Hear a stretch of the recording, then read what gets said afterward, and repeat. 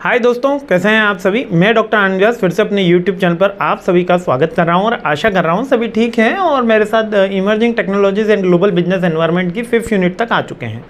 जैसे कि एक कंपलसरी सब्जेक्ट है, ऑलरेडी इसकी बुक हमने अवेलेबल करा दी है, डिस्क्रिप्शन बॉक्स में लिंक है, बहुत सारे बच्चे बाय कर चुके हैं और आप भी बाय कर सकते हैं।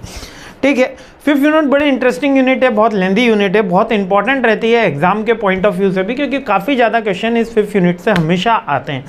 कुछ टॉपिक्स इसके अंदर पुराने हो चुके हैं और कुछ टॉपिक्स इसके अंदर एड ऑन हो गए हैं। वो सारी चीज़ों के ऊपर अपन इसमें डिटेल में बात करने वाले हैं। तो एक डिटेल वीडियो रहने वाला है, सारे टॉपिक्स के ऊपर अपन बात करने वाले हैं। बेसिकली ग्लोबल पॉलिटिक्स के ऊपर बात होने वाली है। 4th यूनिट को थोड़ा सा ही अपडेट करके ये 5th यूनिट बनाई गई है। देखिए पहला टॉपिक क्या है। ये टॉपिक ये कहता है कि क्या चेक करना है हमको, ग्लोबल कल्चर डाइवर्सिटी। अब ग्लोबल कल्चरल डाइवर्सिटी का मतलब ये होता है कि एक देश में different communities, different caste culture के लोग रहें और उनके साथ में उनके साथ वह सब मिलकर एक बिजनेस करें और उनके साथ हमको बिजनेस करना है। लाइक सिंगापुर इसमें बेस्ट मैं कंट्री मानता हूँ, जहाँ पर cultural diversity with equal human rights, आप इसको ग्रोथ कह सकते हो। हाँ, भारत भी एक संप्रभुत्व देश है जहाँ पर बहुत सारे देश विदेश के लोग रहते हैं, बहुत सारी कास्ट कम्युनिटीज़ हमारे यहाँ रहती है, लेकिन एक जो ह्यूमन राइट्स का आप कह सकते हो कि जो इक्वलाइजेशन है वो सिंगापुर में ज़्यादा देखने को मिला। क्यों? क्योंकि वहाँ पर जो डिस्क्रिमिनेशन है on the basis of their caste religion के बेसिस पे बिल्कुल कम है ना। होता तो है ही, उसको मना नहीं करा जा सकता, इंडिया के मुकाबले काफ़ी कम है।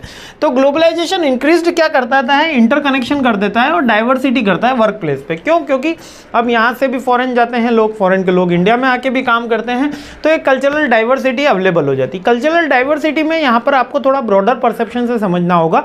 केवल एक दो कास्ट कम्युनिटी नहीं, यहाँ पर इंटरनेशनल कास्ट कम्युनिटी, यानी कि जूइश लोग इंडिया में आ रहे हैं, है ना। सऊदी के जो गल्फ़ के शेख लोग हैं वो इंडिया में आ रहे हैं और इंडियन पीपल्स वहाँ जा रहे हैं। तो ये कल्चरल डाइवर्सिटी आपको इंटरनेशनल लेवल पे समझनी है ना। केवल आप किसी कास्ट कम्युनिटी को जैसे कि ईसाई, हिंदू, सिख, मुस्लिम ले ली और आपने ये समझ ली, नहीं, यहाँ पर इंटरनेशनल लेवल पे। क्योंकि जो भारत का मुसलमान है और जो सऊदी का मुसलमान है, उसमें भले ही वो मुसलमान हैं, उनकी कास्ट कम्युनिटी के अंदर बहुत सारे रिलीजन्स अलग अलग होते हैं, है ना। ये बात सब आप मानते हैं। इसके अलावा जैसे कि कोई भारत का हिंदू है तो हिंदुओं में भी भारत में काफ़ी वैरायटी आपको देखने मिल जाएगी, है ना। जो साउथ इंडियन के हिंदूज़ हैं उनके कुछ रिचुअल्स अलग होते हैं, जो नॉर्थ इंडियन के हिंदूज़ होते हैं उनके रिचुअल्स अलग होते हैं। तो सबकी अपनी अपनी सोच और अपने अपने रिचुअल्स होते हैं, उसी को कल्चरल डाइवर्सिटी बोला गया है। इसमें वैल्यूज़ एंड बिलीफ डिफरेंट होते हैं, ठीक है। कम्युनिकेशन का स्टाइल डिफरेंट होता है और कॉन्फ्लिक्ट रिजोल्यूशन के प्रोसेस भी अलग होते हैं और इसको करने से कंपनी को ग्रोथ मिलती है। और टीम डायनेमिक्स में हमको कल्चरल डाइवर्सिटी रहना काफ़ी ज़रूरी है। अब ग्लोबल डाइवर्सिटी अपना मेन टॉपिक रहेगा जिससे एग्जाम में क्वेश्चन बनता है। अब ग्लोबल डाइवर्सिटी का मतलब यहाँ पर क्रॉस कल्चर लीडरशिप, यानी कि क्रॉस कल्चर लीडरशिप लाइक सुंदर पिचाई साहब, है ना, गूगल में गए और मतलब डिफरेंट कम्युनिटीज़ के लोग उनको मिल रहे हैं, डिफरेंट इथिक्स के लोग उनको मिल रहे हैं, डिफरेंट कास्ट के लोग उनको मिल रहे हैं, जिनसे उनको पैरेलल वर्ल्ड वाइड उनकी कंपनी का काम कराना है। तो जो जोग्राफिकल डिस्पर्जन होता है, डिस्पर्जन का मतलब है यहाँ पे फैलाव, वो डिफरेंट है। वर्चुअल टीम्स अवेलेबल हो गई हैं, क्रॉस कल्चर लीडरशिप डेवलप हो गया है। मतलब कि एक लीडर हो सकता है कि किसी एक कास्ट कम्युनिटी में काफ़ी अच्छा हो लेकिन दूसरी कास्ट कम्युनिटी में एक्सेप्टेड नहीं हो। तो आजकल उन लीडर्स की ज़्यादा डिमांड आ गई है, या सिंपल वे के अंदर कहें तो उन MBA स्टूडेंट्स की डिमांड बढ़ गई है जो डिफरेंट कास्ट कम्युनिटी को एक्सेप्ट कर सकते हैं और उनके साथ लीडरशिप टाइप कर सकते हैं, है ना। इसलिए मैंने आपको ये बोला था इस वीडियो के पहले कि आप केवल एक MBA स्टूडेंट बनकर ये टॉपिक सारे पढ़िए, एक एडमिनिस्ट्रेटर बन के पढ़िए, जिससे आपको इनका बेटर आंसर करने में हेल्प होगी। कल्चरल इंटेलिजेंस का मतलब यहाँ पर ये समझिएगा कि developing cultural intelligence the ability to understand the navigate cultural difference मतलब कि कौन सी कास्ट कम्युनिटी के अंदर किन चीज़ों को माना जाता है, किन को नहीं माना जाता। जैसे कि एक फॉरेन एग्जांपल देता हूँ, किसी भी सिख की अगर आप पगड़ी को हाथ लगाएंगे तो ये वायलेशन कहलाता है, मतलब नहीं करा जाता है ना। मतलब ये उनके रिचुअल के बिल्कुल स्ट्रिक्टली प्रोहिबिटेड है ना। अब दूसरे किसी कास्ट कम्युनिटी में जाओगे आप और किसी के सर पे हाथ रख देते हो तो वो एक डिफरेंट पॉइंट ऑफ व्यू होता है। कुछ कास्ट कम्युनिटी में केवल एक के सामने झुका जाएगा, कुछ कास्ट कम्युनिटी में सारे एल्डर्स के सामने झुका जाएगा। तो सबके डिफरेंट डिफरेंट रिचुअल्स होते हैं, सबके डिफरेंट डिफरेंट इथिक्स होते हैं, सबके डिफरेंट डिफरेंट वर्शिप के स्टाइल्स होते हैं। तो उन डिफरेंस में आपको कौन बेस्ट है ये आइडेंटिफाई नहीं करना, उन डिफरेंस को फॉलो करके हम हमारी टीम को कैसे मोर डेवलप कर सकते हैं वो आइडेंटिफाई करना है। अब इसका ओबी पे क्या इफेक्ट आता है, यानी हमारे ऑर्गेनाइजेशन बिहेवियर पे। एक तो इनोवेशन क्रिएटिविटी बढ़ती है, जब हम डाइवर्सिफाई होते हैं तो हमारे पास इनोवेशन बढ़ेगा। यदि हमारी टीम के अंदर सारे एक ही थॉट प्रोसेस के व्यक्ति हैं तो आपकी टीम कभी भी ग्रोथ नहीं करेगी, है ना। कॉन्फ्लिक्ट होता ही होता है, क्योंकि डिफरेंट इंटरेस्ट होगा, डिफरेंट व्यूअरशिप होगी, तो कॉन्फ्लिक्ट होगा ही होगा।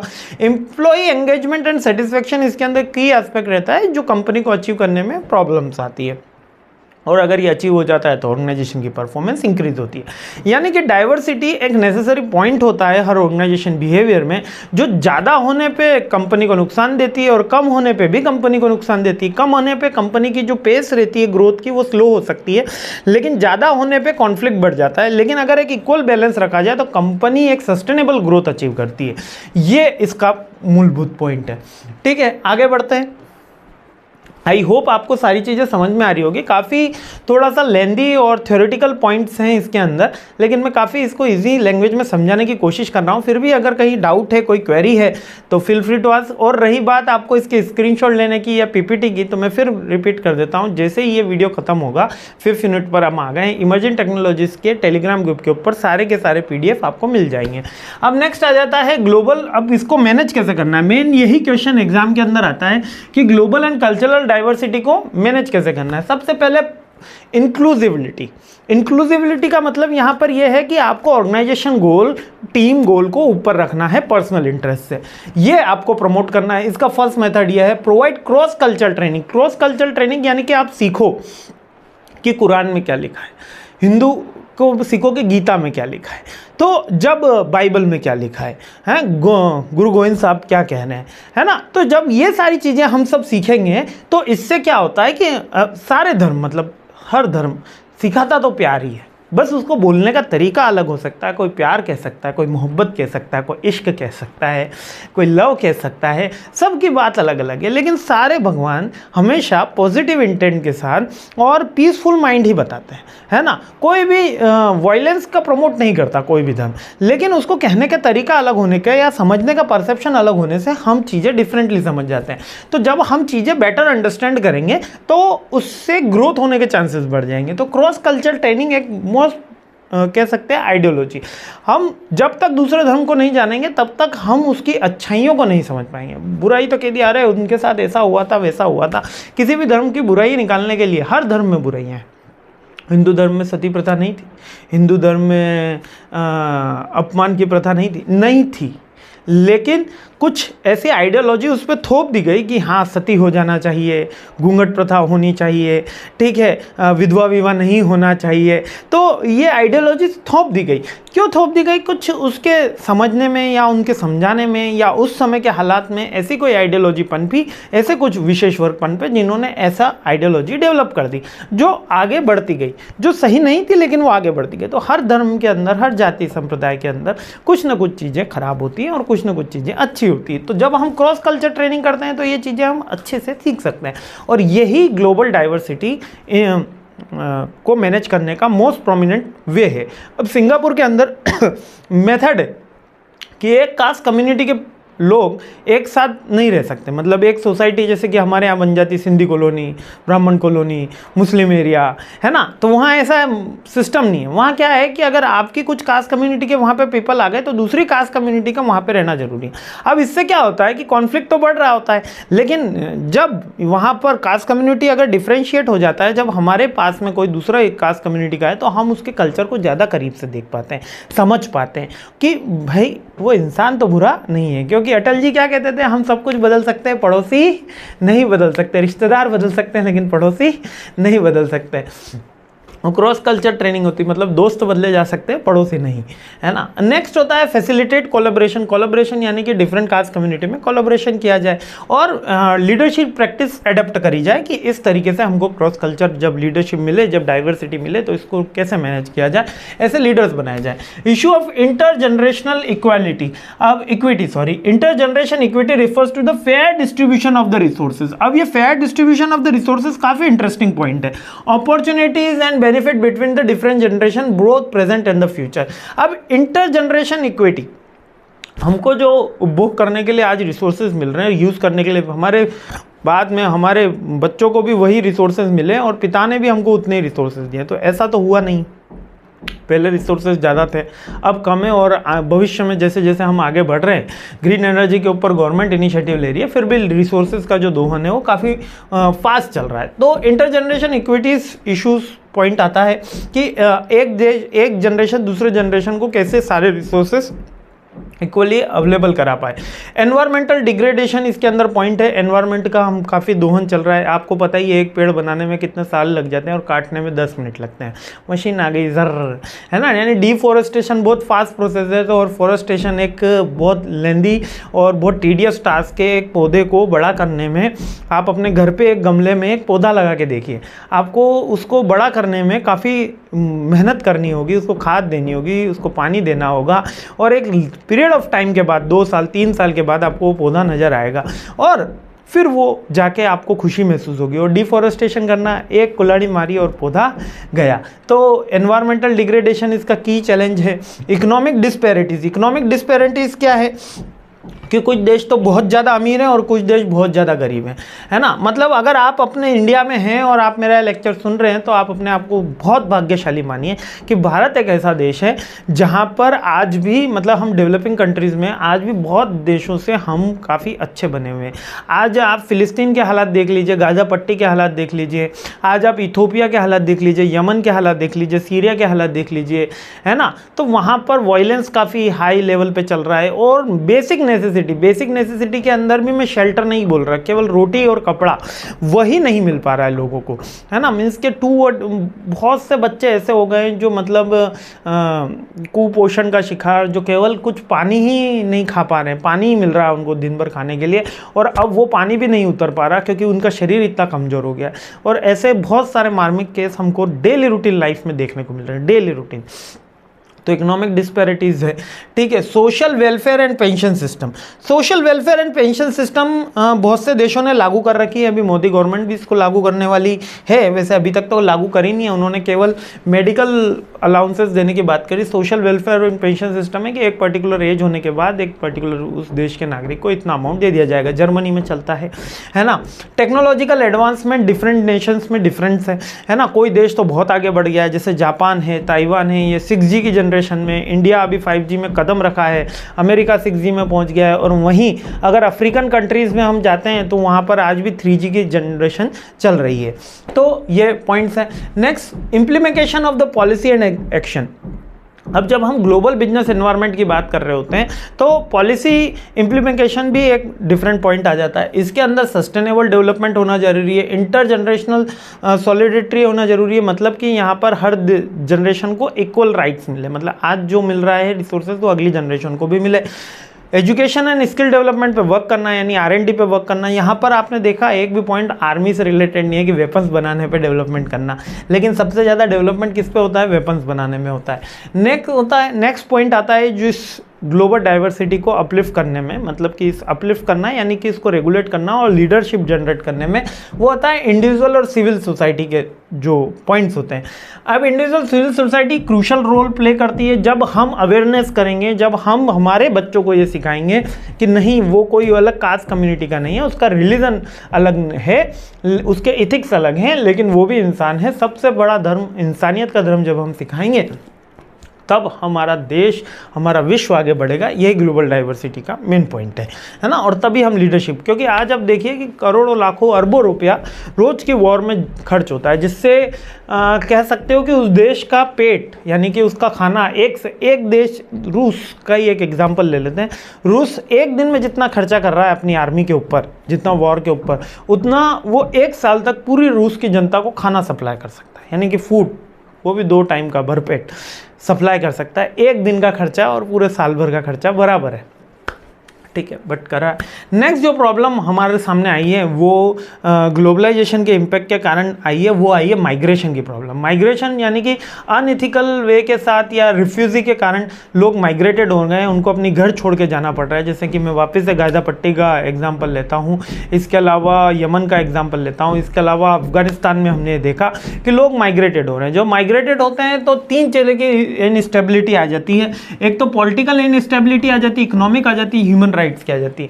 पॉलिटिकल इनस्टेबिलिटी आप देखिए कि जैसे रोहिंग्या लोग भारत के अंदर आ गए तो उनका एक वोट बैंक तैयार हो गया। जब उनका एक वोट बैंक तैयार हो गया तो इससे क्या होगा, जब ये वोट बैंक तैयार हो जाएगा तो इससे क्या होगा, वो वहां पे पॉलिटिकल पावर में आने की कोशिश करेंगे। जब वो पावर में आ जाएंगे तो पॉलिटिकल विल पावर चेंज हो जाती है, इकोनॉमिक क्राइसिस शुरू हो जाता है। आपको पता ही होगा कि बांग्लादेश का उदय क्यों हुआ। बांग्लादेश का उदय इसलिए हुआ, कांग्रेस के राज में हुआ और इंदिरा गांधी जी के एक शक्तिशाली नेतृत्व के राज में हुआ। क्यों हुआ? क्योंकि उस समय जो थे वहाँ के बांग्ला मुसलमान वो सब भारत आ रहे थे। वहाँ की जनता आर्मी से परेशान होकर भारत में उन्होंने शरण ले ली थी। तो जो लाखों करोड़ों में जनता आ रही थी तो भारत के रिसोर्सेज इतने रिच नहीं थे कि उन सब को यहाँ पर रखा जाए। जब वो नहीं रखे जा रहे तो हमने अटैक करके बांग्लादेश बनाया, पाकिस्तान के 2 टुकड़े हुए। वो इकोनॉमिक कंडीशन के कारण है। तो माइग्रेशन के कारण पॉलिटिकल, इकोनॉमिक और ह्यूमन राइट्स। अब सोचिए कि कोई बंदा यहाँ पर आ गया है ना, अब कोई मान लेते हैं अब बंदा जो गाज़ा पट्टी से वो माइग्रेट होकर कहीं और चला गया तो उसके ह्यूमन राइट्स क्या रहे, उसको वहाँ कहाँ उसकी आइडेंटिटी। आज आपकी आइडेंटिटी ये है कि आपके पास भारत देश का पासपोर्ट है, आपके पास भारत देश का ड्राइविंग लाइसेंस है, आपके पास भारत देश का आधार कार्ड है। जब ये आधार कार्ड, ड्राइविंग लाइसेंस है तो हमको हमारे कॉन्स्टिट्यूशन ने राइट दिए हैं कि कोई आपके साथ बदतमीजी नहीं कर सकता, कोई आपके ऊपर हाथ नहीं उठा सकता, आप अपनी बात को कहीं भी कहने के लिए स्वतंत्र हैं, आप वोट डालने के लिए स्वतंत्र हैं। भारत के जो एक सामान्य नागरिक को अधिकार दिए जाते हैं, आपको भी कहीं भी व्यापार करने के लिए स्वतंत्र है, संपत्ति अर्जित करने के लिए स्वतंत्र है। ये अधिकार उनको नहीं मिलेगा जो माइग्रेटेड होंगे। ये पॉइंट है, आप सोचिए, बहुत इंपॉर्टेंट पॉइंट है। अभी सीएए की बात हो रही है, कानून नागरिकता संहिता की बात हो रही है, समान नागरिकता की बात हो रही है। एक कानून के तहत अमित शाह ने कुछ लोगों को अधिकार दिए। अब उसमें भी ये कहा कि जो 1990 से पहले आए हुए लोग थे हम उन्हीं को देंगे। कुछ पार्टियों ने कहा कि नहीं सर, आप बैकडोर में एंट्री शुरू करवा दोगे, और अभी तक कुछ 20-30 लोगों को ही वो नागरिकता दी गई। अब आपको लग रहा होगा सर नागरिकता देने से हो क्या जाएगा और नागरिकता छीनने से क्या पॉइंट हो जाता है, और ये माइग्रेशन इतनी बड़ी प्रॉब्लम कैसे है। आज अमेरिका के चुनाव में सबसे बड़ा मुद्दा माइग्रेशन है। ऋषि सुनक साहब ने कहा है कि ये जितने भी आए हैं सूडान से, इन सबको वापस भेजो हमारे देश के अंदर। इंग्लैंड में, लंदन में कोई जगह नहीं है, आप तो भेज दो इनको वापस। ब्रिटेन में कोई जगह नहीं है, आप तो भेजो वापस इनको। ऋषि सुनक साहब कह रहे हैं क्यों? क्योंकि माइग्रेटेड पीपल्स जो होते हैं इनको एक तो अनएम्प्लॉयड हैं, अनस्किल्ड आ रहे हैं, और इनमें एक सबसे ज़्यादा फूड और प्रॉपर बेसिक फैसिलिटी अवेलेबल कराने की हर देश के पास क्षमता नहीं। और जो माइग्रेशन के पीपल रख सकता है अमेरिका, वो अवेलेबल नहीं कराता, है ना। अब यहाँ पर एक पॉइंट में वापस सीएए के ऊपर आ जाता हूँ आपसे कि उन्होंने अवेलेबल कराया। अब आप ये सोचो कि कोई 50 साल से आपके देश में रह रहा है, 50 साल से आपके देश में रह रहा है, या मैं कहीं जाके किसी देश में 50 साल से बस जाता हूँ, 50 ईयर्स, मतलब मेरी 2 पीढ़ियाँ वहाँ पर रहने लग गई। मैं वहाँ वोट नहीं डाल सकता, वहाँ पर बेसिक फैसिलिटी यानी कि राशन नहीं ले सकता जो गवर्नमेंट द्वारा प्रोवाइडेड है, कोई गवर्नमेंट की वेलफेयर की स्कीम का बेनिफिट नहीं ले सकता, कोई गवर्नमेंट जॉब में एलिजिबल नहीं कर सकता। वहाँ पर बिजनेस करने के लिए मेरे पास कोई परमानेंट नंबर नहीं है जिससे मैं वहाँ पर बिजनेस शुरू कर सकूँ और इनकम टैक्स रिटर्न फाइल कर सकूँ, है ना। मतलब ये एक बेसिक पॉइंट्स है ना। कोई नल का कनेक्शन नहीं लिया जा सकता, बिजली का कनेक्शन नहीं लिया जा सकता, आधार कार्ड नहीं बनाया जा सकता, ड्राइविंग लाइसेंस नहीं बनाया जा सकता। मीन्स कि मेरे पास कोई जॉब करने की अपॉर्चुनिटी नहीं है, वहाँ पर परमानेंट बसने की अपॉर्चुनिटी नहीं है, तो क्राइम रेशो ऑटोमेटिकली बढ़ जाएगा क्योंकि एम्प्लॉयमेंट हो नहीं पाएगा। और कोई बड़ी कंपनी मुझे क्यों हायर करेगी क्योंकि मैं उस देश का रेसिडेंसी नहीं हूँ, और फिर उसको एनओसी लेनी पड़ेगी, तो वो एनओसी लेने की जगह उसी देश में हायर करे। तो 50 साल से कुछ लोग यहाँ पे रह रहे थे, तो क्या वो शरणार्थी हैं, तो क्या एज ह्यूमन परसेप्शन से हमको उनकी मदद नहीं करनी चाहिए? अब कितने लोगों की मदद करनी चाहिए और भारत कितना इस मामले में संपन्न है, उसके अकॉर्डिंग ये रेशो फिक्स्ड होना चाहिए। तो उसमें कह रखा है कि भैया कोई 10-12 हज़ार लोग आने वाले हैं, जिनमें पूरा का पूरा सिस्टम इकोलॉजी सिस्टम रहेगा, उसके अंदर भी 1990 से पहले आए हुए हैं। ये मोटा मोटा रफ आंकड़ा है ना, इससे कम ही है वो बंदे। अब उनको देने की बात है, लेकिन उस पर बवाल इस तरीके का है कि अब चीज़ें सबकी अलग अलग है। हम यहाँ पर आपको एक MBA स्टूडेंट सोचना है कि यहाँ पर ह्यूमन राइट का वायलेशन हो रहा है कि माइग्रेशन क्राइसिस में हमको क्या करना चाहिए। हाँ, अब ओवर माइग्रेशन हुआ था इंदिरा गांधी के ज़माने में, तो उन्होंने बिल्कुल सही कदम उठाया था बांग्लादेश पर अटैक करके। तो ये माइग्रेशन की जो पॉलिटिक्स है, ये हमारा 5th यूनिट का भी बहुत अच्छा कंटेम्प्रेरी टॉपिक है। अब वापस से अपने इसके मुद्दे के ऊपर आ जाते हैं। माइग्रेशन के अंदर पॉलिटिकल, इकोनॉमिक और ह्यूमन राइट का परसेप्शन होता है। माइग्रेशन एक कॉम्प्लेक्स फिनोमिना है जिसके अंदर एक देश से विस्थापित, एक देश से दूसरे देश लोग आ जाते हैं। इसमें नेशनल सोवरेनिटी, पॉलिटिकल स्टेबिलिटी और इंटरनेशनल कोऑपरेशन के कारण होता है।